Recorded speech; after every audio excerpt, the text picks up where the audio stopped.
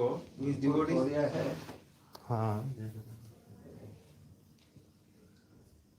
As he moved from his devotees in San Francisco to his devotees in New York, no one passed any word that Swamiji should slow down. After the 5.5 hour jet flight, Prabhupada spoke of blockading in his ears. And he seemed all right. He did not rest, but went straight through the festive airport reception into 3 hours of strong lecturing and chanting in the storefront at 26 2nd Avenue. To his New York disciples, he appeared dazzling and lovable, and by his presence, his glances, and his words, he increased their Krishna consciousness. To them, his advanced age, now nearing 72 years, was but another of his transcendental features. He was their strength, and they never thought to consider his strength. In the temple, speaking from a new dais, behind a velvet-covered lectern, Prabhupada said, "In my absence, things have improved. New paintings hung on the freshly painted white walls. Otherwise, it was the same tiny storefront where he had begun his International Society for Krishna Consciousness. He had written them that he wanted to enter the new building on his return, but they had failed, and they had foolishly lost $6,000. But without dwelling on this, Prabhupada made a more important observation. His disciples, despite the physical absence of their spiritual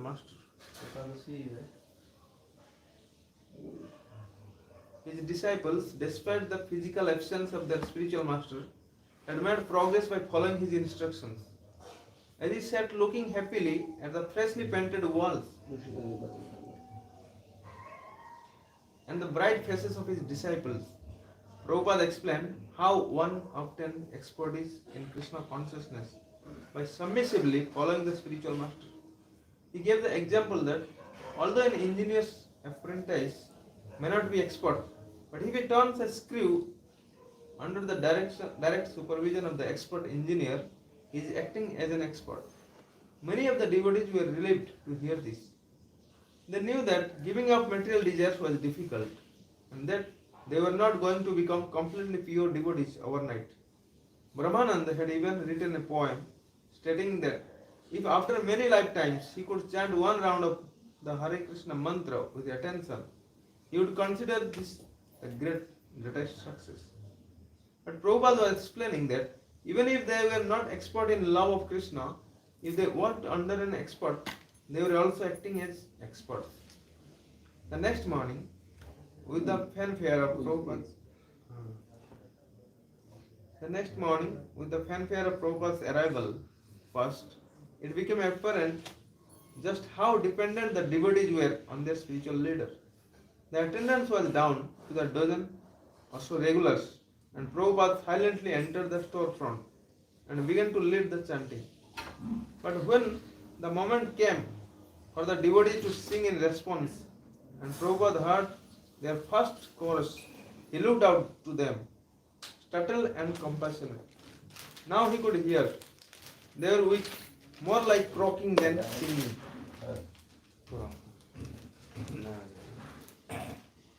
They had deteriorated in his absence.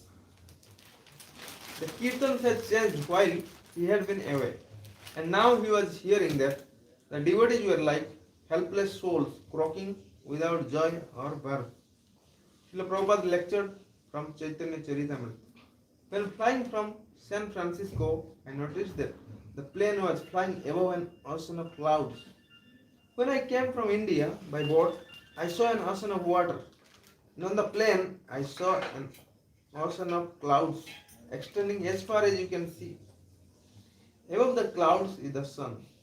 But when we come down through the clouds and land, everything in New York is dim and clouded. But the sun is still shining. Those clouds cannot cover the whole world. They cannot even cover the whole United States, which is no more than a speck in the universe. From an airplane, we can see skyscrapers as very tiny.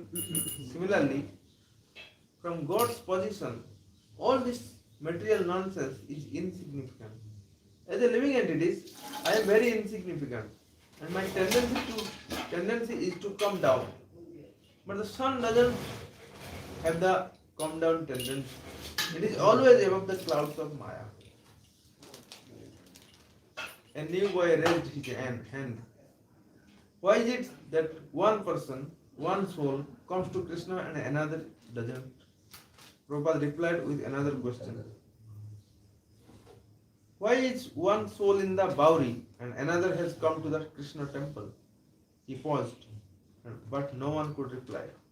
Because one wants to be here and the other doesn't, he explained. It is a question of free will. If we use it properly, we can go to Krishna. Otherwise, we will stay down in the material world. Everyone had something to ask Swamiji.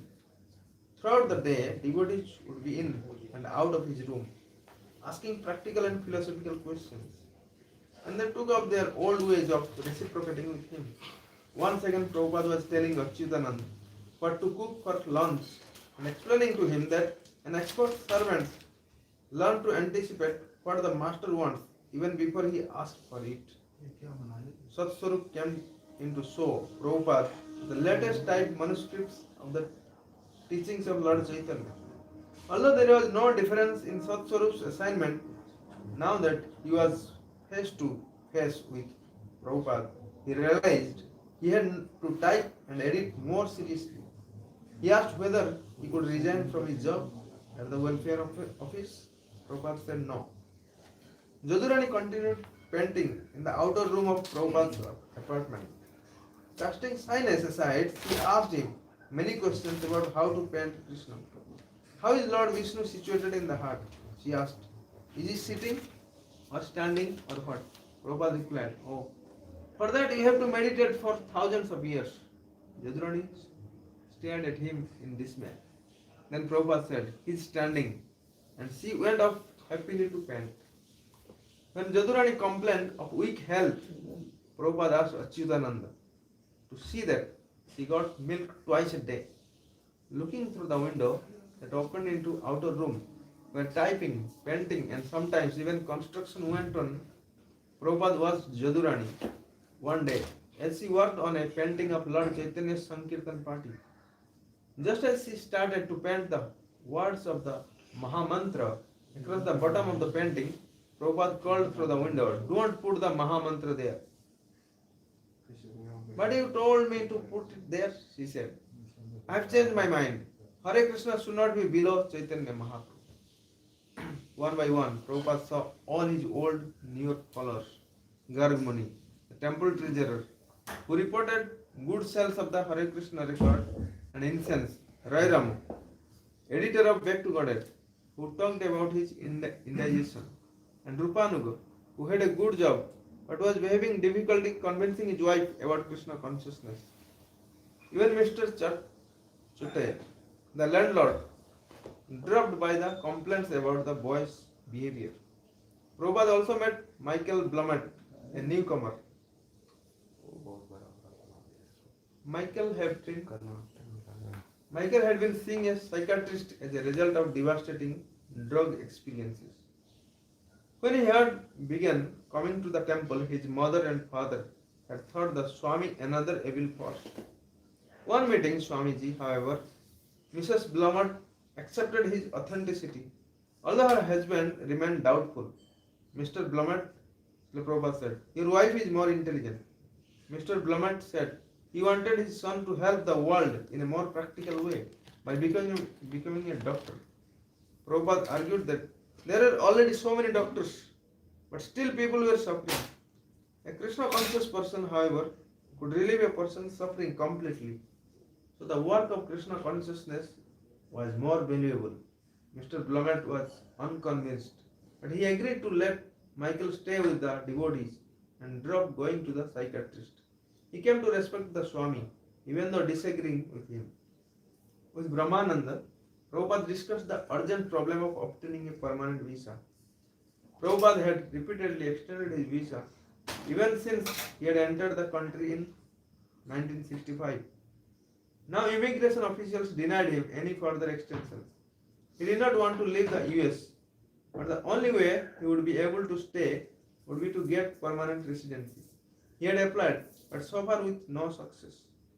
Your government doesn't want me to stay, he had said, so I may have to go back to India. Swamiji's going back to India was a frightening prospect. His disciples had barely been able to accept that he could leave them for preaching elsewhere in the US. If he were to go back to India, they feared they might fall back into material world. He was sustaining their spiritual life. How could they go on without him? And Prabhupada felt the same way. Brahmananda managed to find a lawyer to delay the proceedings of the immigration office. The threat of deportation passed. Prabhupada spoke of going to Montreal and getting permanent residency there. But his main intention was to stay in America and cultivate what he had begun. Brahmananda reported to Prabhupada about printing the Bhagavad Gita. The manuscript was ready and they were considering the costs and where to print it. Even though they did not have enough money to publish the book themselves, they had not seriously attempted the arduous process of finding a publisher. But Prabhupada pushed Brahmananda to do so. The only hope is that I have my books. Brahmananda also talked with Prabhupada about the $6,000 he had lost to Mr. Price. Prabhupada insisted that they prosecute the culprit. He sent Brahmananda to speak with various lawyers and also tell Mr. Price and Mr. Tyler that His Excellency was back and would take them to court. At that they relented. Mr. Tyler refunded most of the $5,000 deposit and Mr. Price returned $750 of the $1,000 he had wheedled out of Brahmananda. The legal services had cost more than $1,000, so that was lost. But Prabhupada said that when dealing with a tiger, you can expect to get scratched. In a letter to Kirtananand in Montreal, Prabhupada described the successful termination of the Price affair. You will be glad to know that I have been able, by the grace of Krishna, to recover $4,227 out of the $5,000 gone in a belly of Sri Sir Common Fraud Price. There were signs that Prabhupada should be cautious about his health. He had gone through difficulty while appearing on the Allenberg TV show. Allenberg was known for sitting back, smoking a cigar, and saying outrageous, even insulting things to his guests. And if a guest became offended, Mr. Burke would provoke him all the more. It was a popular show. Before they went on the air, Mr. Burke had asked Prabhupada's permission to smoke a cigar, and Prabhupada had graciously consented. Mr. Burke had introduced his guest as a real Swami. When he had asked Prabhupada why he was against sex, Prabhupada had said he was not. Sex should be restricted to marriage for raising Krishna conscious children. But Mr. Burke had persisted, wanting to know what was wrong with sex outside of marriage. The real purpose of human life, Srila Prabhupada had replied, was self-realization.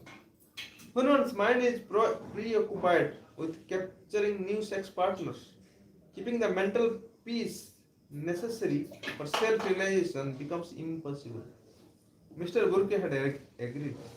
In fact, his manners had been the best ever.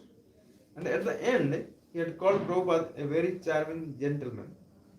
It was on his way home to the temple that Srila Prabhupada had said that the TV lights had caused him so much pain in his head that at one point he had thought he would not be able to continue. Then one day Rupanuga, sitting close to Prabhupada's dais during a lecture, noticed Prabhupada's hand shaking as he spoke. Kirtanananda had been there when months ago. The morning after they had made the record, Prabhupada had slept late and complained of his heart skipping and of not being able to move. If I ever get badly sick, Srila Prabhupada had told Kirtanananda, don't call a doctor. Don't take me to hospital. Just give me my beads and chant Hare Krishna. Swamiji's disciples were reluctant to restrain him. Kirtananda had tried. At the Avalon, when Swamiji had been dancing and jumping and streaming with perspiration, Kirtananda had insisted that the kirtan stop, but the others had called him paranoid. Besides, Swamiji did not like to be restrained, and who were they to restrain him? He was Krishna's empowered representative, able to surmount any difficulty. He was a pure devotee. He could do anything. And not he often described how a pure devotee is transcendental to material pains. Swamiji had written a letter consoling her disciples' ailing grandmother. All our ailments are due to external body. Although we have to suffer sometime from bodily inconvenience, especially in the old age, still if we are God conscious, we shall not feel the pains. The best thing is therefore to chant the holy name of the Lord constantly.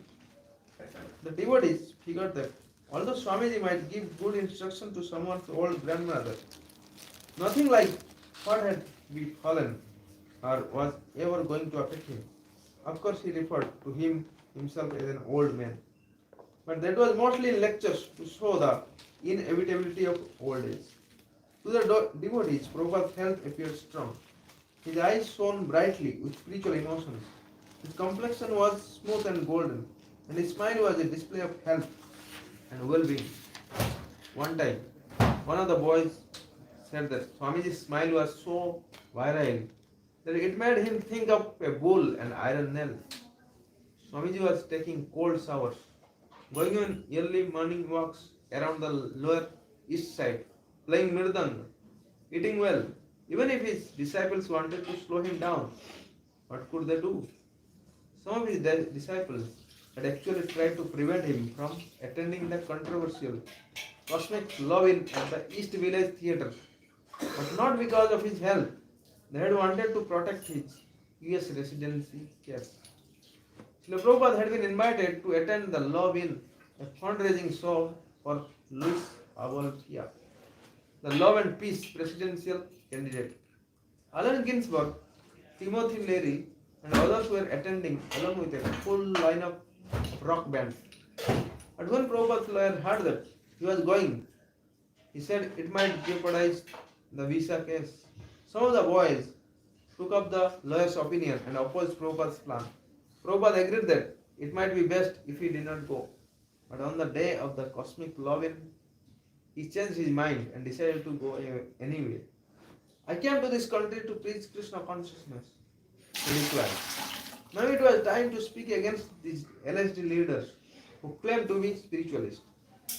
He had been saying that although he wanted to go, do not go if his disciples forbade him. But in the end, he simply said he was going. And that was that. During the last week of May, Srila Prabhupada began to feel exhausted. He spoke of heart palpitations, hoping that the symptoms would clear up in a day or two. Kirtananda requested Prabhupada to rest and see no visitors, but Prabhupada's condition became worse. Kirtananda.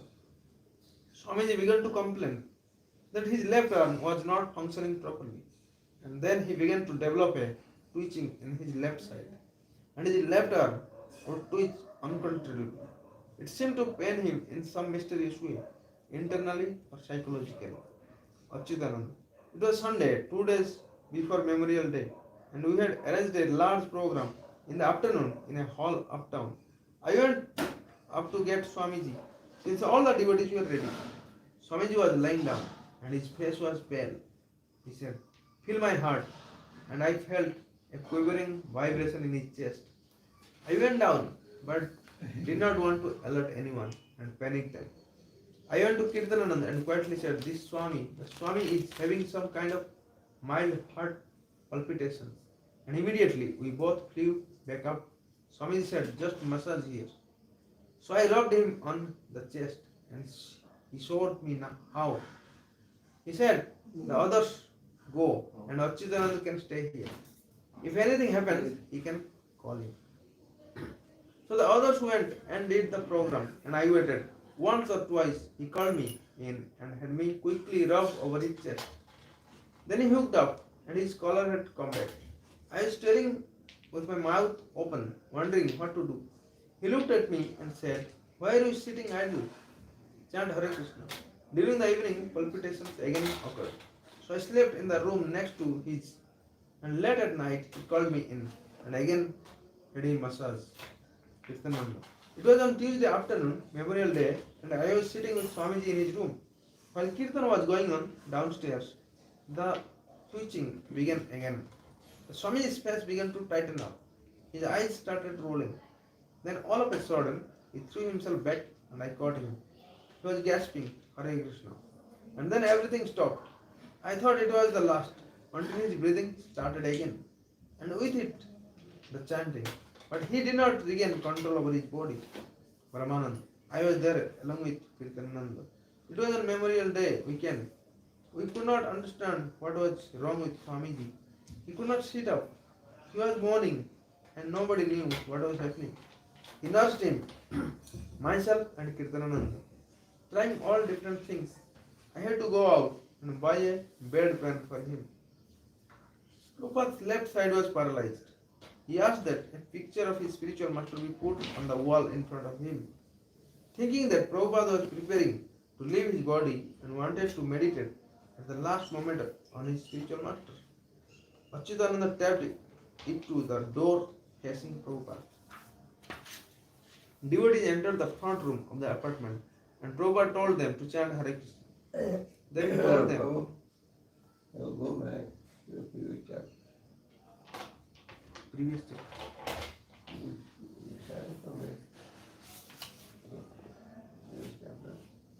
Our chapter. Why is that chapter over here? Number क्या है? Chapter 4. 1 and 3. Previous.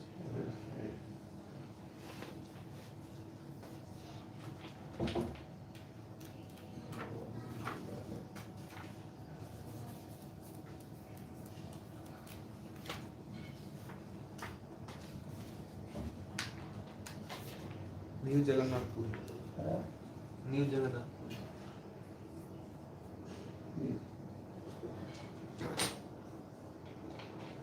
Srila Prabhupada put on a sweater over his turtleneck jersey, wrapped each other around his shoulders, and left his apartment, accompanied by few disciples. The weather was beautiful, and the blue, cloudless sky reminded him of India. And an hour before, he had sent devotees ahead to start a kirtan. And now, one of the girls had come running back to him, excitedly knocking on his door and announcing, "Swamiji, there are so many people." The clay mridangas he had ordered many months ago from Calcutta had recently arrived. Today would be one of the first times he would play a genuine clay mridang in America. The boys and girls would like it. He had arranged for the drums to be wrapped in cloth and had cautioned the boys to be careful because the clay drums broke easily. The walk to the park was short, and as usual, Prabhupada walked faster than his young followers. They walked down Frederick Street to Stanian, where they turned the corner at the Dovenot shop.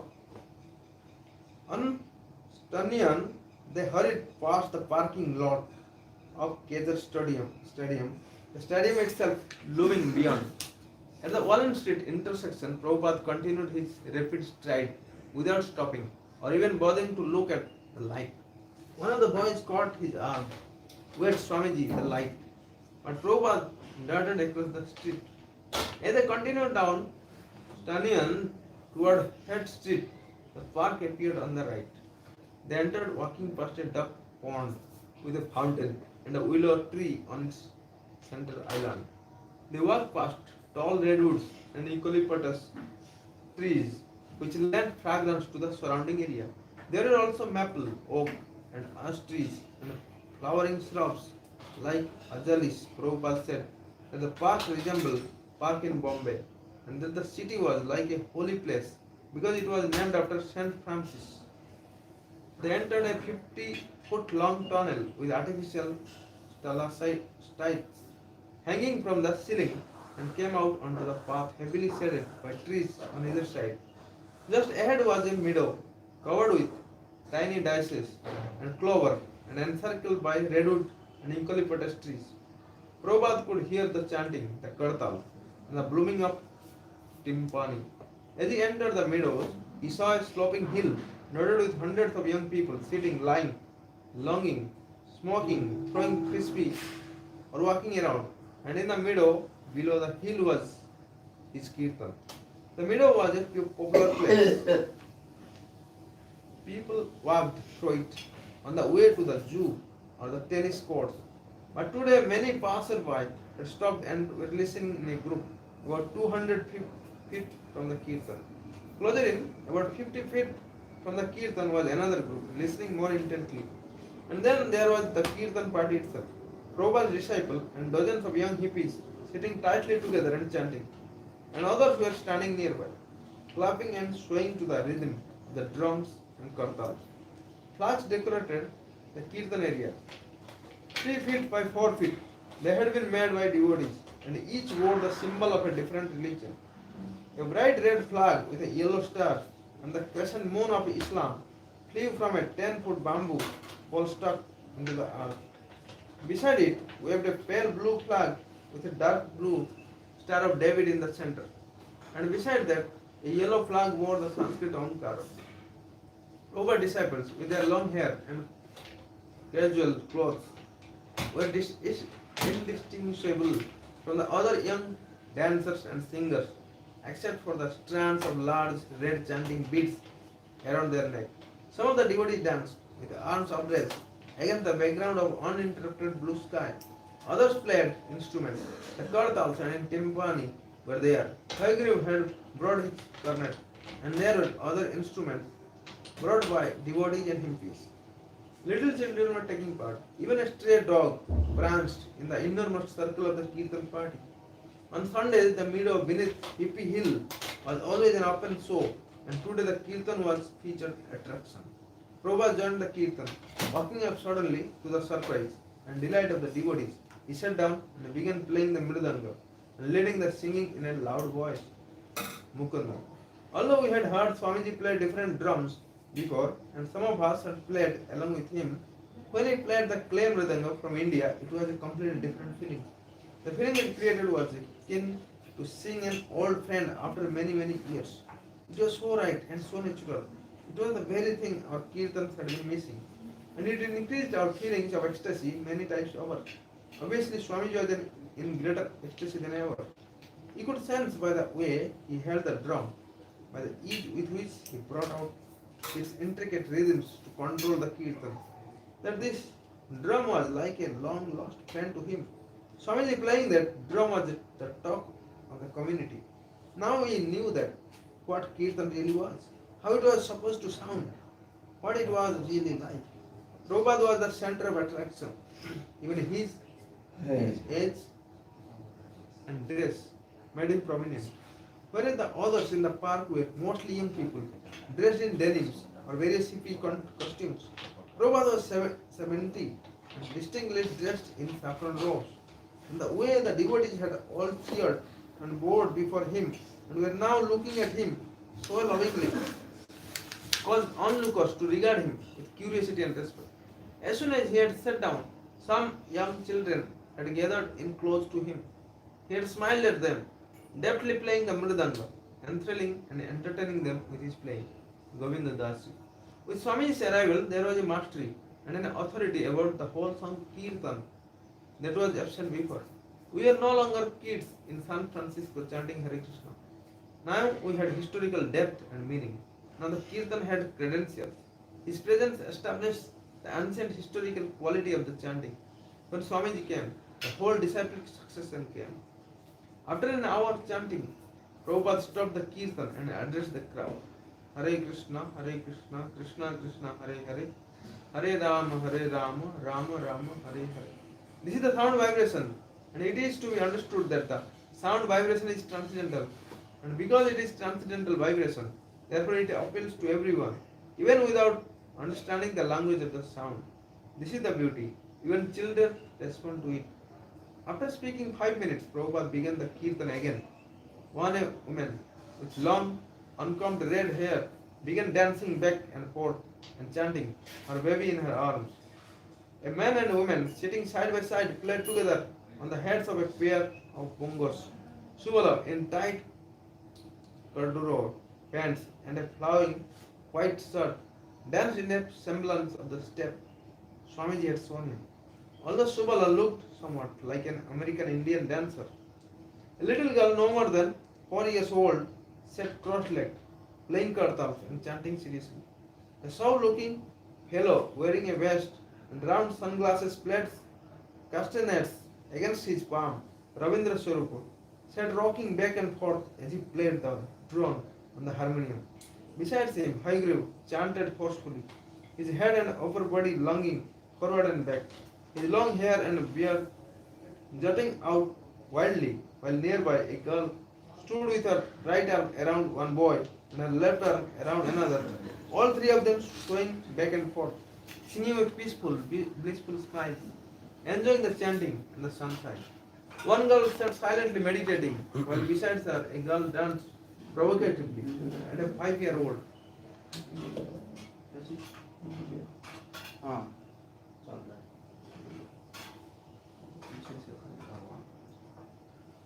है 5-year-old beside the dancing girl played with two balloons. Prabhupada set his mridang aside and stood, playing kartals and swaying among the dancers, his feet moving in a stately measure. A big black man danced nearby, facing his white girlfriend, both of them moving as if they were at the avalanche. The girl shook her body and head in wild abandon, and her long straight hair completely covered her face. Bright blonde Nandarani stood on Prabhupada's right, playing kartal. Sometimes Prabhupada stopped singing and simply observed the scene, his mouth closed in a stern yet sublimely tolerant expression. Some of the young people joined hands, forming a circle, and began to dance around in front of Swamiji. Then they encircled him, and he looked on, still swaying and now clapping solemnly. They danced around him hand in hand, jumping and wriggling and chanting Hare Krishna. The soft pink hue of his khadi robes contrasting with the white dress of the hippies, Swamiji looked unusual and wonderful, watching and solemnly sanctioning the kirtan performance. The dancing was free, form and sensuous, but that was the way these young people expressed their feelings. Through their bodies, they bounced and bounded into the air. Sometimes the circle of dancers would break and become a single line, weaving in and out among the people sitting on the grass, in and out among the silk flags. A muscular boy held the hand of a girl wearing long dark braids and a black headband in American Indian style. At the end of the line, a boy held a girl's hand with his left hand, while with his right he held a wooden recorder to his mouth and tooted as he ebbed in and out of the crowd.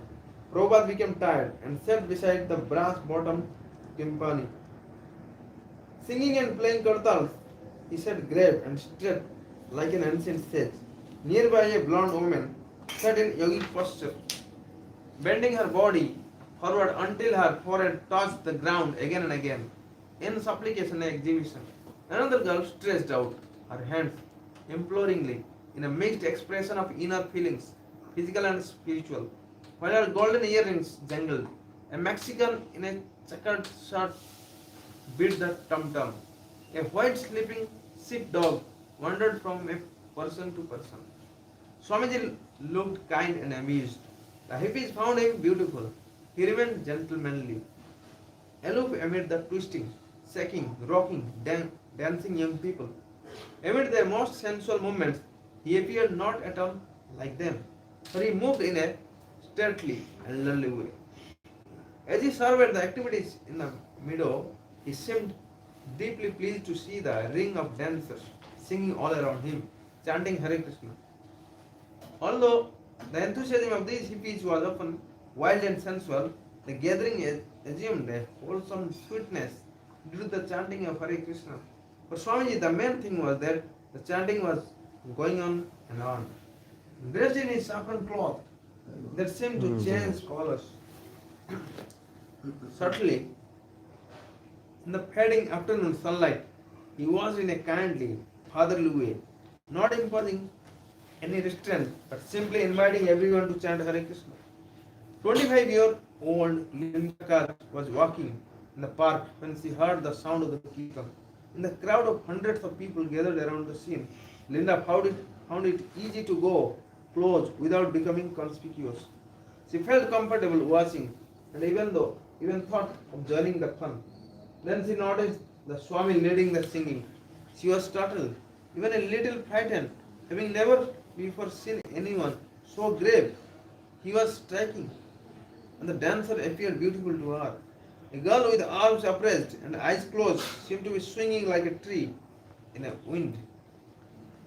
One of the men was tall and attractive, with golden and curly hair, and Linda saw a boy she knew from college in New York, a crazy boy who always wore a shocking pink wool cap.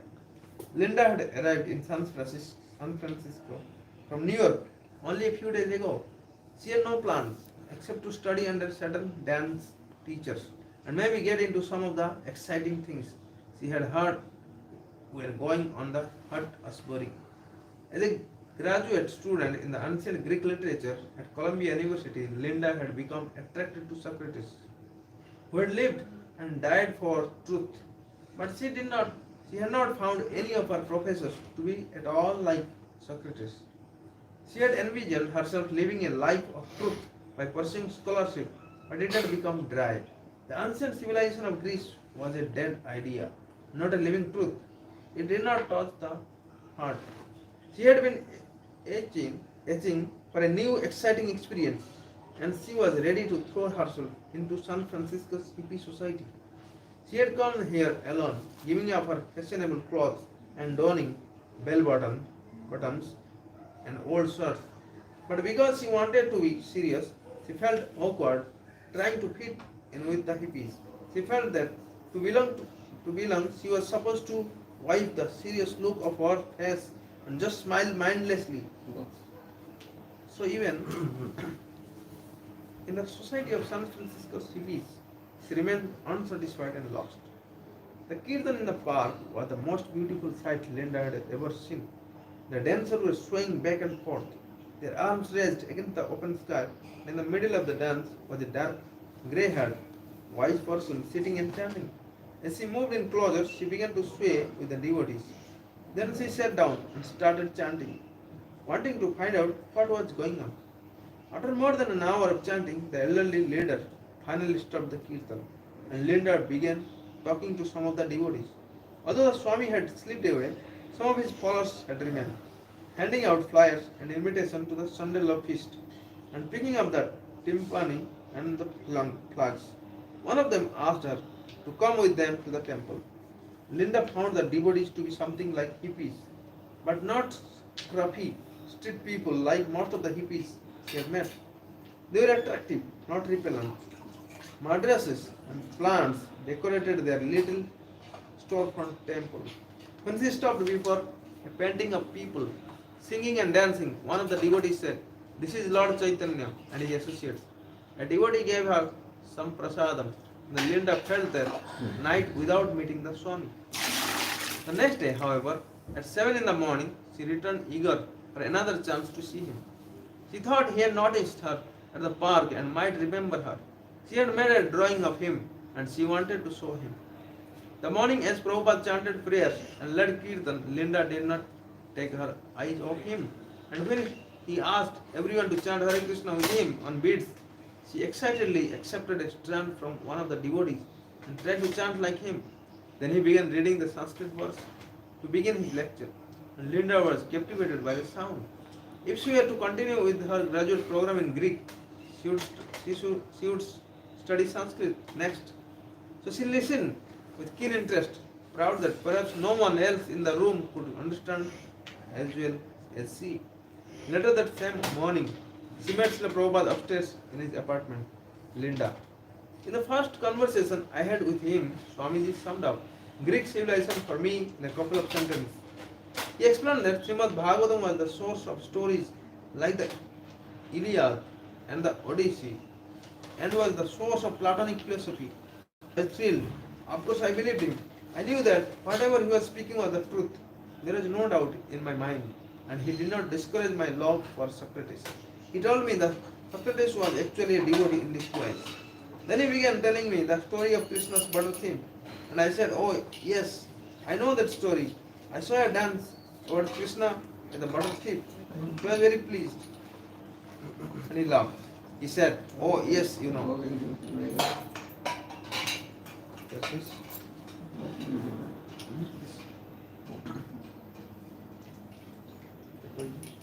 This encounter with Swamiji was like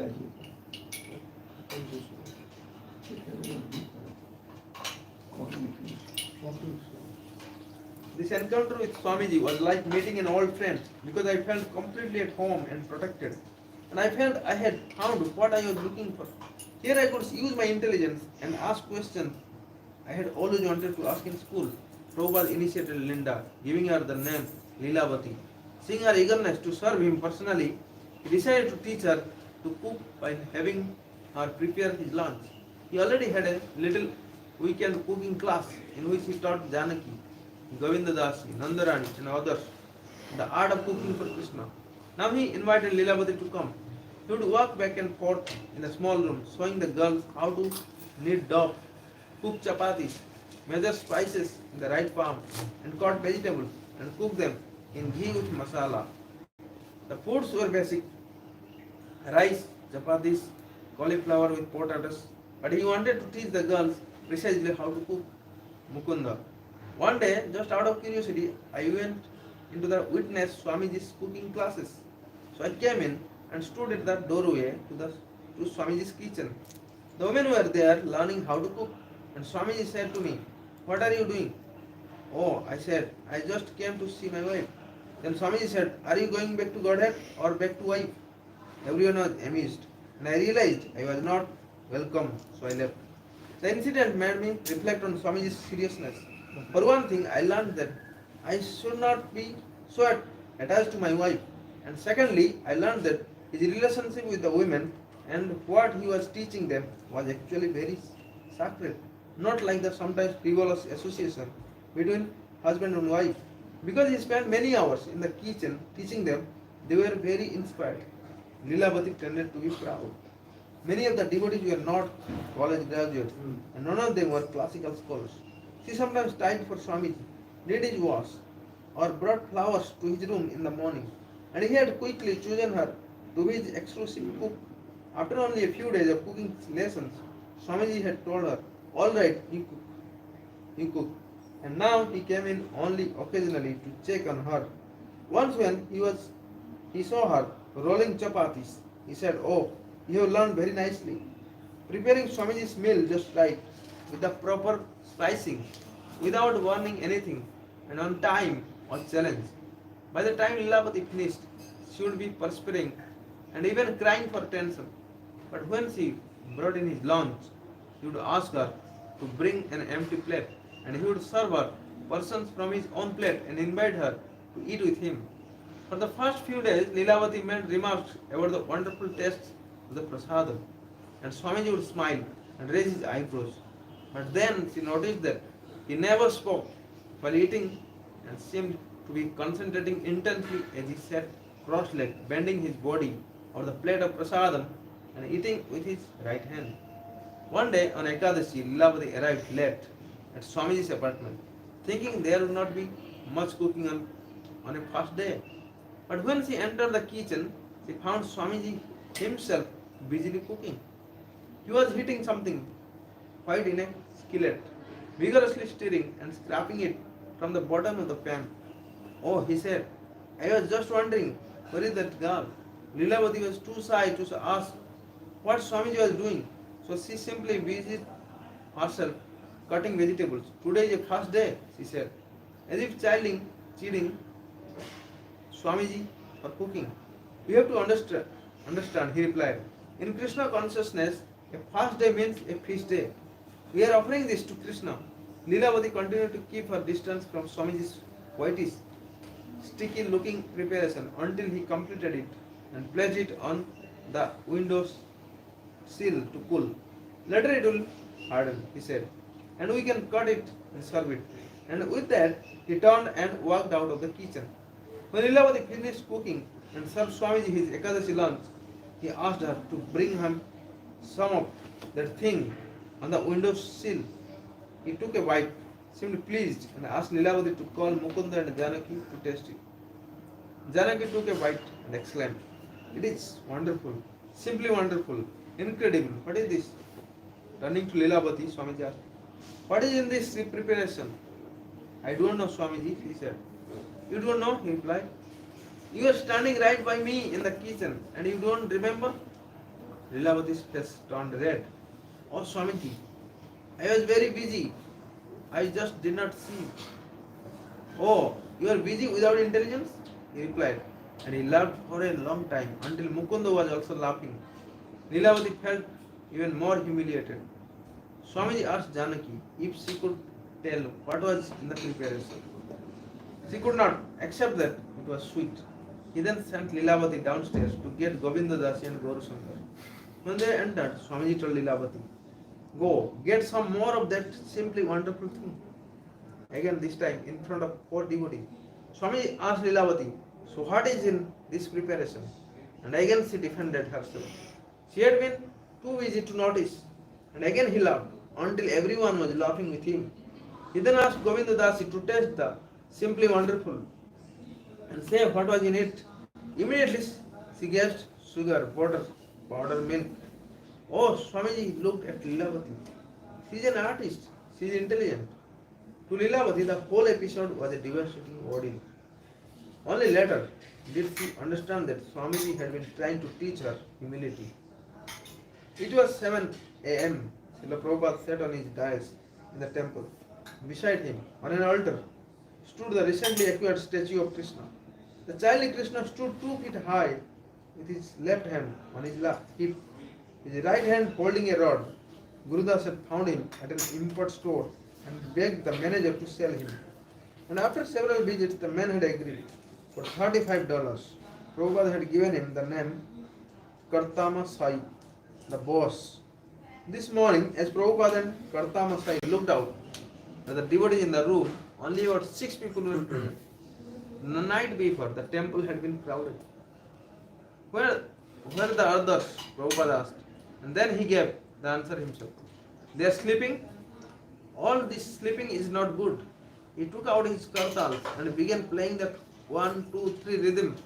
Mukunda took up mridanga and played along, trying to execute the rhythms of Srila Prabhupada had recently taught him.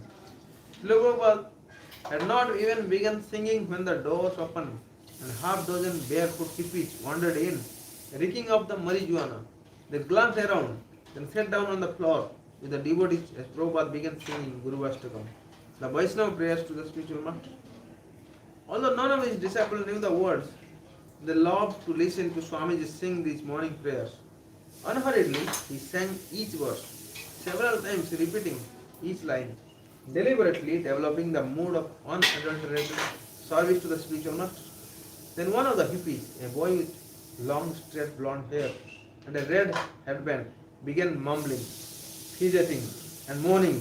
Someone softly asked him to be quiet. The boy paused and then moaned again. Swamiji and his followers were used to drugged hippies who stayed up all night and came to the morning program, sometimes disrupting things. Usually the visitors remained submissive, and even if they occasionally called out in a strange mood, they usually found peace in chanting Hare Krishna and would try to blend with the energy of the devotees. But today's discordant visitors seemed agitated by the chanting, as if it were challenging him, whether he sounded like he was challenging it.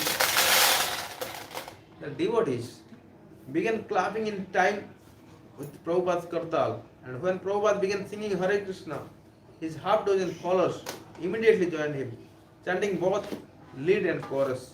Prabhupada looked at them gravely, encouraging the bed-regaled early morning band of youngsters, and they responded determinedly. The guests sat in drugged contemplation, although one or two tried singing along. But the blond boy with the red headband remained adamantly disharmonious moaning defiantly, as if trying to throw off the effects of the chanting. Nonetheless, despite the boy's moaning, which was sometimes loud and savage, Prabhupada kept singing and the devotees kept chanting. Mukunda and Haigriv exchanged anxious glances, but tolerated the boy, unsure what else to do. Some of the devotees were disturbed and even frightened, but they had also heard Swamiji say in recent lectures that advanced devotees are not second in any circumstances. Swamiji was their leader, not only in devotional prayers, but also in how to respond to this intruder. So they waited and watched him for a sign. Prabhupada remained undisturbed. But although after 20 minutes of the kirtan was strong and determined, the blonde boy's madness was not going away. As the chanting built up momentum, he began more agitated. He screamed like a lost soul and hollered like a rock singer. He was becoming more and more troubled and angry. When the devotees rose to their feet and began dancing, the boy began to sing too, but in his own way, crying and pounding his chest. Mukunda played louder on the drum. The sounds were discordant, a clash of individual madness and a group chanting, until Prabhupada finally brought the kirtan to a close. The devotees bowed their heads to the floor, and Srila Prabhupada intoned the Sanskrit prayers, honoring the spiritual masters, the Supreme Lord, the sacred places. All glories to the assembled devotees, he said. They responded, Hare Krishna. All glories to the assembled devotees, Hare Krishna. All glories to the assembled devotees, Hare Krishna. Thank you very much, Prabhupada said. And then, as his morning custom, he announced, chant one round. Everyone sat down, including the crazy hippies. The devotees put aside the drums and kartals, reached for their large red beads, and began chanting japa in unison. Hare Krishna, Krishna Krishna, Hare Hare, Hare Rama, Rama Rama, Hare Hare. Fingering one bead at a time, they uttered the mantra, then proceeded to the next beat. Surprised at this turn of events, the blond boy commented loudly far out. As rapid chanting filled the room, the boy jumped to his feet and shouted, Come with me. He wheeled about, faced Srila Prabhupada, and howled, I am God. Then he began screaming along, loud berserk cries, Oh, oh. He sobbed, growled, grumbled, stomped his feet. Like a small child, he explored even every sound his voice could make. Beating his fist on his chest again and again, he cried, I am God. And one of the boy's friends suddenly played a few notes on a pan pipe. But Srila Prabhupada kept chanting japa, and the devotees also tried to continue chanting undaunted, while at the same time keeping an eye on the madman and wondering where it would all end. Then with a final violent ejaculation, the boy shrieked, I am God, and in anger and disgust strode out of the room, slamming the door behind him, yelling as he ran down the street. The proper japa peacefully engulfed the storefront, and Srila Prabhupada's voice assumed its place more clearly above the voices of all the chanting devotees. After about 10 minutes of chanting, Prabhupada recited Sarvatma Snapanam Param Vijayate Sri Krishna Sankirtanam. Let there be all glories to the congregational chanting of Hare Krishna, which cleanses the dirt from the mirror of the mind and gives a taste of the nectar for which we are always hankering. As Prabhupada put on his spectacles and opened the Bhagavad Gita, the room settled and became silent for hearing his lecture. His students, some of whom had been imbibing his instruction for more than 2 months, listened attentively as he spoke the eternal Parampara message. It was Krishna's timeless message, yet Swamiji was presenting it just for them as they sat on the rug early in the morning in the small storefront, 518 Frederick Street in Hart, Asbury. Prabhupada lectured on the transmigration of the soul. Foolish people, he said, aspire for material acquisition. They don't know that these things are finished with the death of the body. Spiritual life, our is the utmost important. Spiritual life, however, is of the utmost importance because it is never lost. So even if Krishna consciousness becomes inconvenient or uncomfortable, one should never give it up. Srila Prabhupada was again stressing that the devotee is never disturbed, a point that seemed especially relevant in the wake of this morning interruption. A devotee, Prabhupada explained, is always tolerant. Prabhupada told a story about the great devotee, Haridas Thakur, a contemporary of Lord Chaitanya, who endured severe beating at the hands of a Muslim magistrate. As Prabhupada told the story, he improvised a dialogue. Oh, the magistrate said to Haridas, you are born in such a nice family and you are chanting Hare Krishna? And then Prabhupada spoke for Haridas. Sir, many Hindus also have become Mohammedan. So if some Mohammedan become Hindu, what is that to harm? Prabhupada did not change the speech or accent of his voice while taking different parts of the dialogue, but with a certain storyteller art, each voice became a distinct person. The magistrate spoke threateningly, oh, you are arguing? Then Prabhupada became the narrator. So it was decided that Haridas was to be punished. Give the dog a bad name and hang it. Then Prabhupada became Haridas' floggers, who despite repeatedly beating Haridas, were unable to make him cry out in pain. Finally exhausted, they spoke up. Sir, the idea was that you die, but now we see that you don't die. So now punishment is awaiting us. Haridas, what do you want? The floggers. We want that you should die. Then he played himself into samadhi, and the floggers brought him to the magistrate. The magistrate said, throw him in the water. Don't put him in the graveyard. He has become Hindu. Srila Prabhupada concluded his tale. The others were flogging him, and he was chanting, Hare Krishna, Krishna Krishna, Hare Hare, Hare Rama, Rama Rama, Hare Hare. He was undisturbed. He was steady. Therefore, Lord Krishna says that a person who is spiritually advanced, for him there is no misery, even in this world. And what to speak of the other world? A devotee suffers no loss. Prabhupada explained, even if he doesn't become perfectly Krishna conscious, or even if he falls away, his next birth also will be human. There is a prince, Prabhupada began a story to illustrate his point. His name was Satyavan, but he was to die at a certain age, his horoscope said. But one girl named Savitri, she fell in love with that boy. Now she wanted to marry. Her father told her, you will die at a certain age. You don't marry. But she was bent. She married. In course of time, the boy died. Say after 4 or 5 years, and the girl became widow. But she was so staunch lover that she would not let the dead body go away. And the Yamaraj, what is the English for one who takes away the body or soul after death? So he came to take the soul away. So this chaste girl would not allow the husband's body to go away. But Prabhupada's voice and widening eyes, he appeared as Yamaraj, the Lord of Death, speaking to the widow Savitri. It is my duty that I should take. You give it up, otherwise you will be also punished. The girl gave up her husband and followed behind Yamaraj. Then Prabhupada's Yamaraj, by a slight dropping of his voice, became compassionate. My dear girl, you go home. I give you benediction that you will have a son. Don't cry for your husband. But Savitri continued to follow Yamaraj. Yamaraj said, why are you following me? Then Prabhupada, Savitri spoke, not in a feminine voice, but with a reasoning and heart of Savitri. Now you are taking my husband, how can I have a son? Prabhupada spoke as a narrator. Oh, then he was in dilemma. He returned her husband. So similarly, there is a technique.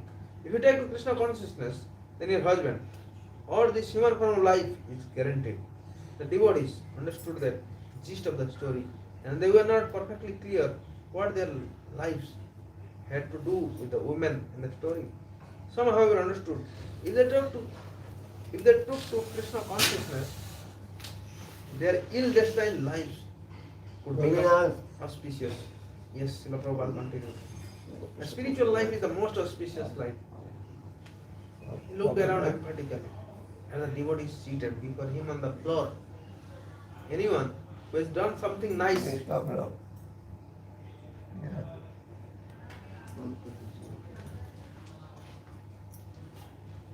What did it say that way? Thanks so much.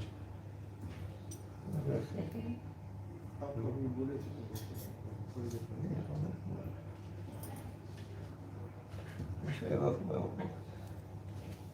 what?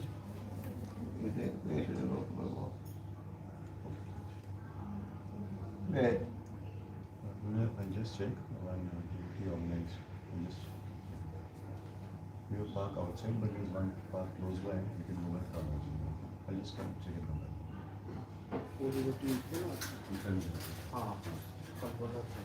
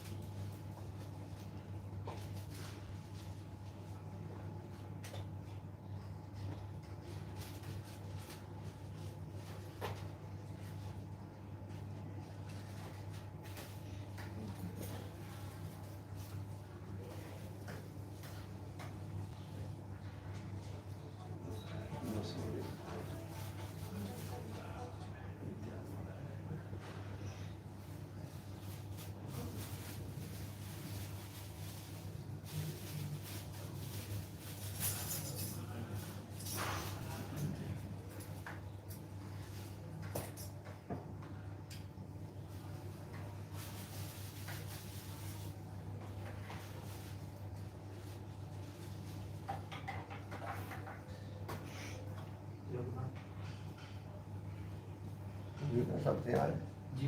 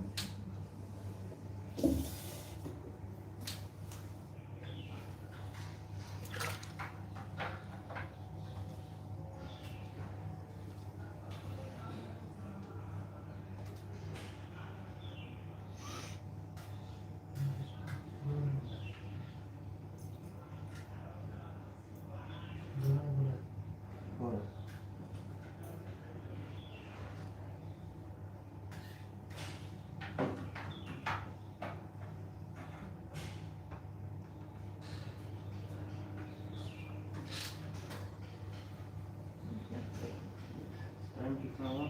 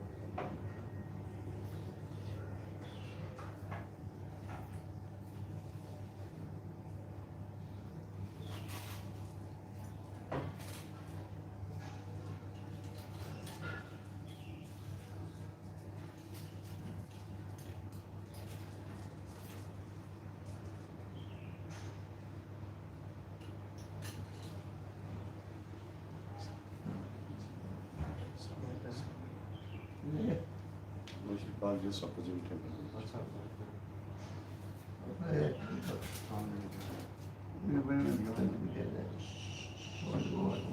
यहाँ पे रहेंगे तो सारे लोग साथ में आ जाएंगे और अपना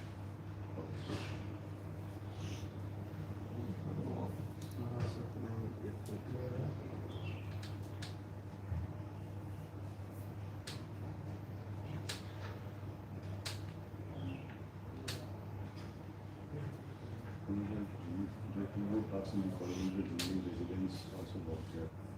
Yes, okay.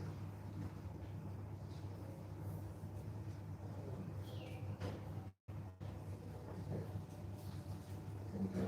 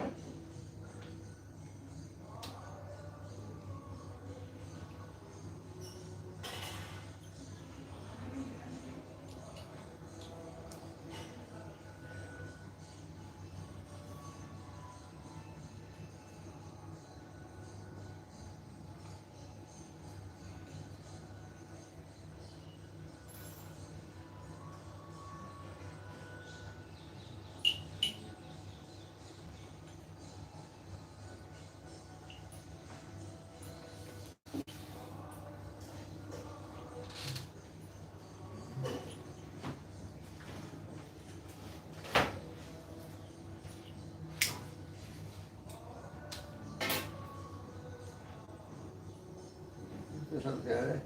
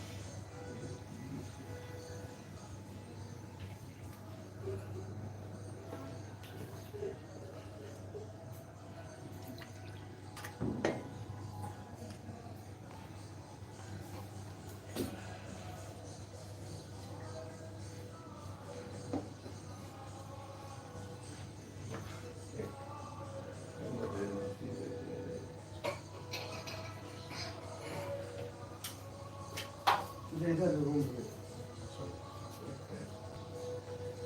This way.